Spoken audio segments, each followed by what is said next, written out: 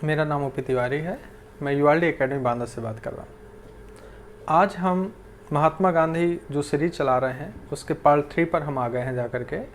Part 2 पर हम लोगों ने देखा जाकर के कि जो द्वितीय चरण था महात्मा गांधी का दक्षिण अफ्रीका में 1894 से लेकर के 1906 तक का पहला चरण था, और जो द्वितीय चरण था 1906 से लेकर के 1914 तक का, उसका हम लोगों ने एक पहला आंदोलन देखा था जाकर, जिसमें गांधी ने पहली बार सत्याग्रह का प्रयोग किया था। निश्चित है कि आपने उस वीडियो को देखा होगा। अगर आपने उस वीडियो को ना देखा हो तो आप ज़रूर उस वीडियो को देखिए। गांधी की सीरीज हम लोग चला रहे हैं, उसका पार्ट 2 जरूर देखिए, तभी पार्ट 3 आगे आपको समझ में आएगा। तो यहाँ पर हम बात कर रहे थे कि पार्ट 2 पर जो हमने बात की थी उसको 1-2 मिनट में हम डिस्कस कर लेते हैं कि आपको जल्दी से चीज़ समझ में आ जाए कि कहाँ से समाप्त किया था और कहाँ से हम फिर से प्रारंभ करने जा रहे हैं। हम लोगों ने बात की थी कि गांधी जी ने 1906 से 1914 का जो द्वितीय चरण था उसमें पहली बार गांधी जी सत्याग्रह का प्रयोग करते हुए नजर आते हैं, और सत्याग्रह का जो पहला प्रयोग किया था उन्होंने पंजीकरण के विरुद्ध किया था। जो रजिस्ट्रेशन कर रहे थे अंग्रेज लोग कि भारतीयों को एक अंगूठा लगा हुआ प्रमाण पत्र अपने साथ 24 घंटे रखना होगा, गांधी जी इस बात का विरोध कर रहे थे। ये हमने पार्ट 2 पर जाकर के देखा। अब हम उसी के आगे कंटिन्यू करते हैं। तो बेटा, यहाँ पर जो गांधी का पहला तो समझ आ गया कि द्वितीय चरण का जो पहला आंदोलन था वो पंजीकरण के विरुद्ध था। अब यहाँ पर जो दूसरा आंदोलन है, दूसरा आंदोलन क्यों प्रारंभ होता है, उसमें यह है कि अंग्रेजों ने जो प्रवासी भारतीय हैं, क्योंकि गांधी जी भी प्रवासी थे जाकर, तो जो प्रवासी भारतीय हैं उनके एक स्थान से दूसरे स्थान पर, एक प्रांत से दक्षिण अफ्रीका में दूसरे प्रांत पर जाने पर प्रतिबंध लगा दिया था। गांधी को ये बात पसंद नहीं आई कि ये कैसे आप हमें रोक सकते हैं एक स्थान से दूसरे स्थान पर जाने से। तो मैंने कहा ना कि अवज्ञा, क्योंकि गांधी जी सत्याग्रह में हमेशा अवज्ञा करते थे कि जो बात हमें पसंद नहीं है हम आपकी बात को स्वीकार नहीं करेंगे, हम तो वही करेंगे जो सही है। तो यहाँ पर जब रोक लगाई गई कि नहीं, आप नहीं जा सकते एक प्रांत से दूसरे प्रांत, तो गांधी जी अपने अनुयायियों के साथ नटाल से ट्रांसवाल, जो नटाल है आपने देश सुना होगा, नटाल से ट्रांसवाल प्रांत की ओर चले जाकर के।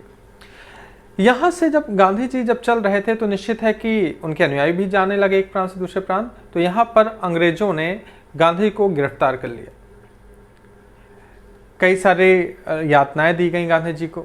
अन्य लोगों को भी, जो इनके फॉलोअर थे, जो लगातार इनके साथ आंदोलन में भाग ले रहे थे, उनको ही गिरफ्तार कर लिया गया, उनको भी जेल की सजा दी गई जाकर के। इस प्रकार से हम यहाँ पर देखते हैं कि आंदोलन लंबा खिंचता जा रहा था। भाई, गांधी जी ने 1894 से प्रारंभ किया था, आज हम 1909 के आसपास आ गए हैं जाकर, तो आंदोलन लगातार बढ़ता चला जा रहा था। जब आंदोलन बढ़ता है तो आपके साथ जो लोग जुड़ते हैं उनकी ऊर्जा लगातार कम होती है। खास तौर पर गांधी जी के साथ तो मजदूर वर्ग था, जिनके पास निश्चित है कि खाने की बड़ी समस्या उत्पन्न हो जाती होगी अगर 1-2 दिन काम न किया जाए तो ऐसे लोगों के साथ गांधी जी लगातार जब आंदोलन कर रहे थे तो लगातार आंदोलनकारियों की ऊर्जा कम हो रही थी। उनके पास भोजन की समस्याएं उत्पन्न होती जा रही थी। गांधी जी की वकालत भी लगभग 1906 के बाद लगभग सी बंद सी हो गई थी जाकर के, तो उससे भी जो इनकम होती थी वो भी समाप्त हो गई गांधी जी की वहां पर। तो यहां पर हुआ क्या, हुआ यह है कि यहां पर बहुत से लोगों ने फिर मदद की। रतन टाटा जी का आपने नाम सुना होगा, उन्होंने 25,000 रुपए भेजे। कांग्रेस ने चंदा करके पैसा भेजा जा करके, मुस्लिम लीग ने भेजा जाकर, हैदराबाद के निजामों ने पैसा भेजा जा करके। गांधी जी को एक उपाय सूझा। यहाँ पर उन्होंने सोचा कि अगर एक फार्म हाउस या एक आश्रम बना लिया जाए, वहीं पर ही आंदोलनकारियों को रखा जाए, वहीं पर ही किसी प्रकार से इनकी भोजन की व्यवस्था, इनके लिए कुछ कार्यों की व्यवस्था की जाए तो ज़्यादा बेहतर होगा। तो गांधी जी ने अपने जर्मन शिल्पकार मित्र कॉलिन बक के साथ एक फार्म हाउस बनाते हैं, और उस फार्म हाउस का नाम था टॉलस्टॉय फार्म, जो वर्तमान में महात्मा गांधी फार्म के नाम से जाना जाता है। ये उन्होंने बनाया उन लोगों के लिए जो कहीं ना कहीं आंदोलन से जुड़े हुए थे, जिनको रोजी रोटी की समस्या उत्पन्न हो रही थी, जिनके लिए भोजन की समस्या उत्पन्न हो रही थी, तो उनको यहाँ पर आश्रय दिया गया। तो यहाँ पर एक तथ्य याद रख लीजिएगा कि 1909 में गांधी जी ने अपने जर्मन शिल्पकार मित्र कॉलिन बक के साथ टॉलस्टॉय फार्म की स्थापना की, और टॉलस्टॉय फार्म ही वर्तमान में महात्मा गांधी आश्रम के नाम से वहां पर जाना जाता है। ठीक बेटा, इसके बाद यहाँ पर क्रम आगे बढ़ रहा है। 1912 में गोपाल कृष्ण गोखले दक्षिण अफ्रीका जाते हैं। आपको पता है गोपाल कृष्ण गोखले राजनीतिक गुरु हैं महात्मा गांधी के। तो आईएनसी के तरफ से एक बार जाते हैं कि देखा जाए कि आखिर वहाँ क्या चल रहा है दक्षिण अफ्रीका में। तो अंग्रेज़ों ने कहा कि आप हमारे मेहमान हैं। अंग्रेज़ों ने गोपाल कृष्ण गोखले को कहा कि आप हमारे मेहमान हैं, आइए जो भी आप कहेंगे हमें वो सब स्वीकार है।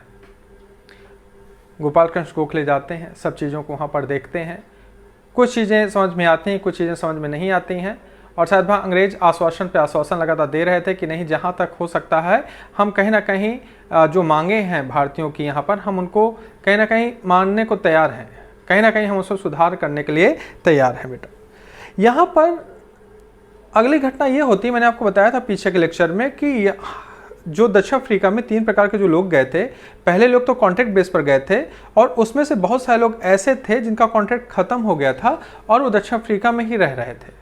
कॉन्ट्रैक्ट खत्म होने के बाद भी दक्षिण अफ्रीका में रह रहे थे। तो यहाँ पर अंग्रेजों ने ये किया कि जिन मजदूरों का कॉन्ट्रैक्ट खत्म हो गया था, जिनका करार खत्म हो गया था, उन पर 3 पाउंड का हर्जाना लगा दिया गया, 3 पाउंड का जुर्माना लगा दिया गया। 3 पाउंड एक भारी धनराशि होती थी, जाकर उस भारी धनराशि को यह लोग, ये मजदूर जिनका कॉन्ट्रैक्ट समाप्त हो गया था, वो देने में सक्षम नहीं थे। तो इस प्रकार से कहीं ना कहीं फिर से एक शोषण की कहानी प्रारंभ होती है।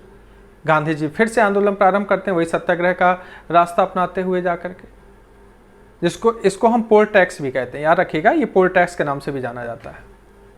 यहाँ पर एक घटना और घटित हुई जाकर के कि यहाँ पर दक्षिण अफ्रीका में जो गोरे सरकार थे, जो ब्रिटिश सरकार थी, उन्होंने कहा कि जो भी विवाह ईसाई पद्धति से नहीं हुए हैं दक्षिण अफ्रीका में, और जो विवाह भारतीय रीति रिवाज से, पारसी रीति रिवाज से, मुस्लिम रीति रिवाज से हुए हैं, वो मान्य नहीं है, वो विवाह मान्य नहीं है। यानी कि एक लाइन पर ये कह दिया जाए कि ईसाई पद्धति से विवाह केवल मान्य है, ईसाई पद्धति से जो विवाह नहीं हुए हैं वो मान्य नहीं है। यानी कि कहने का मतलब, विवाह जब अमान्य कर दिया गया तो उनकी संतति को भी अवैध घोषित कर दिया गया। निश्चित है कि ये हमारे स्वाभिमान के खिलाफ था। गांधी ने कहा कि नहीं, ये तो बिल्कुल गलत हो रहा है। अब तो शायद भर कहीं ना कहीं गांधी जी का मानना था कि अब लड़ाई आर पार की होनी चाहिए जाकर के, ये समय आ गया है कि कहीं ना कहीं लड़ाई को बहुत तीव्रता प्रदान की जाए। तो गांधी जी ने एक प्रांत से दूसरे प्रांत अपने फॉलोअर के साथ जाने लगे जाकर के। कहीं ना कहीं आंदोलनकारियों की संख्या भी लगातार इसमें बढ़ती चली जा रही थी। गांधी जब एक स्थान से दूसरे स्थान जा रहे थे तो गांधी को बीच बीच में कई बार गिरफ्तार भी किया गया और बीच में छोड़ भी दिया जाता, गिरफ्तार किया छोड़ दिया, गिरफ्तार किया छोड़ दिया गया। लेकिन जब कहीं ना कहीं अंग्रेजों को लगा कि नहीं, गांधी का यह आंदोलन तो लगातार एक बड़ा रूप धारण करता जा रहा है, जो अंग्रेजों के लिए खतरा है, तो उन्होंने गांधी को गिरफ्तार कर लिया। इसके बाद उन्होंने गांधी को वहां पर नहीं छोड़ा। और कहा जाता है कि उस समय जब वो आंदोलन चल रहा था, गांधी जी के साथ और आंदोलनकारियों के साथ बहुत ही बर्बरता पूर्वक कार्य करते थे लोग। बहुत जघन्य कह सकते हैं कि जैसे जघन्य अपराधियों के साथ व्यवहार किया जाता है, वैसे ही कहीं ना कहीं ये सत्याग्रही जो शांति के पथ पर आगे चलते थे, अहिंसा का रास्ता अपनाते हुए चलते थे, किसी को कोई नुकसान नहीं पहुंचाते थे, उनको कोड़े मारे जाते थे, उनसे खदानों पे काम कराया जाता था, पत्थर तुड़वाए जाते थे। गांधी जी को भी कारागार के अंदर पत्थर तुड़वाए गए। गांधी जी को भी जब गिरफ्तार करके ले जाया जाता था तो उनके हाथों और पैरों पर बेड़ियां बांध दी जाती थी आकर। मैंने आपसे कहा ना, पढ़ने में बहुत आसान लगते हैं कि महात्मा गांधी कैसे इतने राष्ट्रपिता बापू कहलाने लगे। ऐसा नहीं है। मैंने कई बार कहा कि हम व्यक्ति को जब ऊंचाई पर पहुंच जाता है तो हम उसके पीछे के संघर्ष को नहीं ध्यान देते हैं कि उसने कितना संघर्ष किया है। जब आप IAS PCS का जब रिजल्ट आता है, हम सोचते हैं अरे ये बच्चा तो बहुत होशियार है, टैलेंटेड रहा होगा तभी सिलेक्शन होगा। बेटा सिविल में बहुत अधिक जो रिजल्ट आते हैं अधिकतर औसत बच्चों के आते हैं। वो औसत बच्चे जिनको लगता है कि जीवन में अब कुछ नहीं कर पाऊंगा, अब मेरे पास सिर्फ एक ही चारा है, मेहनत करता हूँ, अभी तक मैंने कुछ नहीं किया, और वो फिर जब संकल्प लेता है, रात दिन एक करता है, वही औसत बच्चा आगे जाकर IAS और IPS और PCS के एग्ज़ाम क्रैक कर देता है। ऐसे ही यहाँ पर महात्मा गांधी लगातार आए थे वकालत लड़ने के लिए। 1 माह के लिए रोका गया और पीछे के लेक्चर में बताया कि कैसे वो 20 साल के लिए दक्षिण अफ्रीका में रुक गए। इस प्रकार से ये जो आंदोलन चल रहा था लगातार, यानी कि गांधी जी को पत्थर तुड़वाए जा रहे थे, गांधी जी को हथकड़ियाँ बांध कर ले जाया जाता था, कहीं भी ले जा रहे तो हाथ पैर में हथकड़ियाँ लगी हुई हैं जा करके।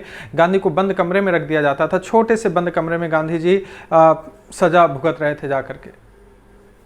यानी कि दक्षिण अफ्रीका में अत्याचार बढ़ गया था।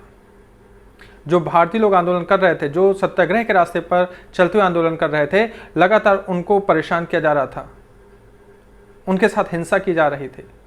ये सारी चीज़ें कहीं ना कहीं जब देखी गई, जब क्योंकि विश्व मंच में भी न्यूज़पेपरों में ये घटना घटित हुई, छपी जा करके, भारत में भी गोपाल कृष्ण गोखले ने गांव-गांव जाकर के प्रचार प्रसार किया कि कैसे एक निहत्थे लोगों के ऊपर अंग्रेज शोषण कर रहे हैं, लाठियां बरसा रहे हैं जाकर के। अंग्रेज अधिकारी, उस समय एक अंग्रेज अधिकारी आपने नाम सुना होगा, लॉर्ड हार्डिंग तक ने कहा कि अगर ऐसा अपराध किया जा रहा है, ऐसा कार्य किया जा रहा है अगर ब्रिटिश सरकार के द्वारा, गोरों के द्वारा दक्षिण अफ्रीका में, तो मैं ऐसे किए गए कार्य की निंदा करता हूं। ऐसा नहीं होना चाहिए। ऐसा बर्बरतापूर्वक जो कार्रवाइयां वहां पर हो रही हैं भारतीयों के प्रति, ये समाप्त कर देना चाहिए। फिर एक बैठक का दौर चलता है जिसमें Lord Hardinge, Mahatma Gandhi, Gopal Krishna Gokhale, C.F. Andrews बैठते हैं और ये निर्णय निकल करके आता है कि दक्षिण अफ्रीका में जो भी गोरे लोगों ने कानून बनाए हैं जिससे भारतीयों का शोषण हो रहा है, वो सारे कानून धीरे धीरे वापस ले लिए जाएंगे। इस प्रकार से वहाँ पर कानून वापस लिए गए। गांधी जी को अपार सफलता मिली वहाँ पर जाकर के। तो यहाँ पर गांधी जी के जो मैंने आपको आंदोलन बताए, बेटा वो तैयार कर लीजिए। इस पार्ट में जल्दी कुछ चीज़ें हैं, समझा मैंने दिया, बहुत अच्छा एक्सप्लेनेशन आपको दे दिया जाकर। यहाँ पर कुछ चीज़ें आप तैयार कर लीजिए। याद रखिएगा कि जो गांधी जी का दक्षिण अफ्रीका का जो बिंदु है, दक्षिण अफ्रीका के आंदोलन का बिंदु है, उसको दो हिस्सों में पढ़ना है। पहला हिस्सा 1894 से 1906 का, जो एक नरमपंथी चरण था। दूसरा हिस्सा 1906 से 1914 का, जिसमें गांधी ने पहली बार अवज्ञा करते हुए सत्याग्रह को अपनाया था। और क्रम से मैं फिर से रिपीट कर दे रहा हूं, पहला जो आंदोलन था वो रजिस्ट्रेशन के विरुद्ध था, पंजीकरण के विरुद्ध था। दूसरा आंदोलन प्रवासी भारतीयों के एक स्थान से दूसरे स्थान पर जो रोक लगाई गई थी उसके विरुद्ध था। तीसरा पोल टैक्स, जो वहां पर कॉन्ट्रैक्ट बेस पर मजदूर गए थे और कॉन्ट्रैक्ट खत्म होने के बाद वहां पर रुक गए थे, उन पर 3 पाउंड का जो हर्जाना लगाया गया था, ये उसके विरुद्ध था। चौथा था कि जो भी ईसाई पद्धति से विवाह नहीं हुए हैं, हिंदू, पारसी, मुस्लिम, जो भी इन पद्धतियों से विवाह हुए हैं, वो सभी विवाह मान्य नहीं है, उनकी संतति भी मान्य नहीं है। तो गांधी जी ने इन सभी जो कानून थे, जो कहीं ना कहीं भारतीयों के खिलाफ थे, उन सभी कानूनों के खिलाफ सत्याग्रह से कार्य किया, सत्याग्रह के माध्यम से आंदोलन छेड़े और कहीं ना कहीं इस दक्षिण अफ्रीका में सफलता हासिल की। अब यहाँ पर मैं 1-2 बिंदु और डिस्कस के दे रहा हूँ आपसे कि दक्षिण अफ्रीका से क्या अनुभव सीखा गांधी जी ने। भाई दक्षिण अफ्रीका में 20 वर्ष रहे जाकर गांधी जी, तो वहाँ पर उन्होंने क्या अनुभव लिया। तो पहला अनुभव तो ये लिया कि गांधी का मानना था कि ठीक है, भारतीय अशिक्षित थे, शोषित थे, जाकर के अपनी आवाज़ नहीं उठा पा रहे थे, लेकिन उनके अंदर एक जुनून था, एक जुझारूपन था। अगर इस जुनून और जुझारूपन को सही से एक धागे पे पिरोया जाए जाकर के, तो निश्चित है कि बड़ी से बड़ी ताकत को हराया जा सकता है। ये पहला अनुभव। दूसरा अनुभव गांधी को ये लगा कि वहाँ पर धनी व्यापारी भी थे, मजदूर वर्ग भी थे, हर जाति के लोग भी थे, हिंदू थे, मुसलमान थे, पारसी थे। इन सब को, अगर विभिन्न संस्कृतियों के लोग भी हैं, तो उनको एक छत्र के नीचे, एक छाते के नीचे लाया जा सकता है। अगर आपके विचार अच्छे हैं और आपके आंदोलन करने का तरीका बेहतर है, तो आप सबको, विभिन्न संस्कृतियों को, विभिन्न विविधता वाले लोगों को भी एक छत्र के नीचे ला सकते हैं। तीसरा बिंदु, गांधी जी को एक चीज़ और समझ में आई बेटा, कि गांधी को एक चीज़ और लगा, क्योंकि पीछे मैंने नहीं बताया लेकिन यहाँ सुन लीजिए कि गांधी जी के ऊपर आत्मघाती हमले भी हुए थे दक्षिण अफ्रीका में। यहाँ पर जब गांधी जी आंदोलन कर रहे थे, तो जब इनको गिरफ्तार किया जाता था, तो अंग्रेज पहले तो ये सोचते थे कि गांधी की बीच में ही हत्या करा दी जाए कहीं पर। और दूसरा, गांधी जी जिसके लिए लड़ाई लड़ रहे थे, जब गांधी जी ने एक बार अंग्रेजों के साथ एक समझौता कर लिया, तो एक व्यक्ति था बीच में, उसको गांधी का समझौता पसंद नहीं आया। उसको लगा कि गांधी जी ने हमारे मर्जी के खिलाफ कैसे समझौता कर लिया, तो उसने भी गांधी जी की हत्या करने की कोशिश की। तो एक चीज़ और समझ में आई कि गांधी जी को एक समझ आया कि आंदोलन अगर आप कर रहे हैं, तो आंदोलन जिसके विरुद्ध कर रहे हैं उससे भी आपका जान का खतरा है, और जिसके लिए लड़ रहे हैं कई बार वो भी आपके जान के प्यासे हो सकते हैं, आपके प्राणों के हत्यारे हो सकते हैं। आगे आप देखिए गांधी जी की हत्या भी की जाती है इस तरह से। ये गांधी के यहाँ पर अनुभव बोलते हैं, और गांधी को सबसे बड़ी चीज़ निकल के आई कि राष्ट्रवाद को लोगों के अंदर पिरोया जा सकता है। अगर राष्ट्रवाद को भरा जाए लोगों को, तो निश्चित है कि राष्ट्रवाद के माध्यम से अंग्रेजों को हराया जा सकता है। तो इस प्रकार से मैंने आपसे आज चर्चा की जाकर, तो यहाँ पर पार्ट 1, पार्ट 2 और पार्ट 3 को मिला करके आप पूरा दक्षिण अफ्रीका को सही ढंग से समझ सकते हैं कि दक्षिण अफ्रीका के दौरान किस प्रकार से गांधी जी ने आंदोलन चलाया जाकर और गांधी जी ने वहाँ से क्या सीखा। आगे के पार्ट में हम भारत गांधी का आगमन पढ़ेंगे, भारत में गांधी जी के द्वारा चलाए गए आंदोलन के बारे में चर्चा करेंगे। Okay, bye, thank you.